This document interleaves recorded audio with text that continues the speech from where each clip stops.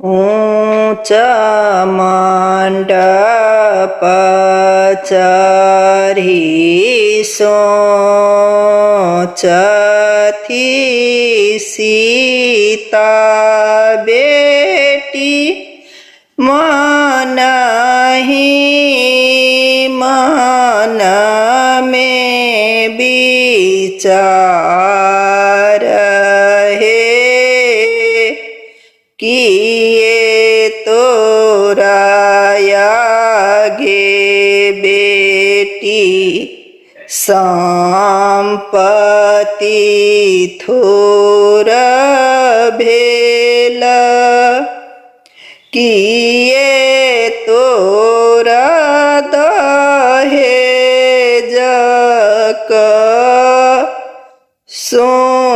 सोच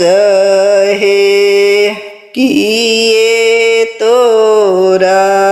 आगे बेटी बर नहीं सुंदर किए बेटी बदन मलिन है नए मोराया हे बाबा साज बाज थोर भेल नए मोरा दहेज सोच है मोरो मनया हे बाबा बर नहीं सुंदर किए बेटी बदन मलिन है मोरो मनया हो बाबा एक सोच लागल नए मोरा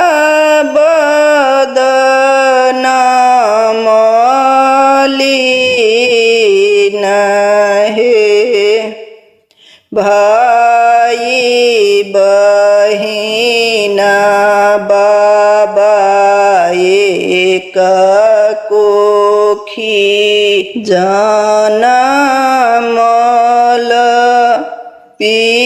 पीलहूँ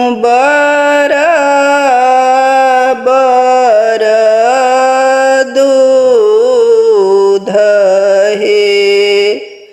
भाई के लिखल बाबा के चौपरिया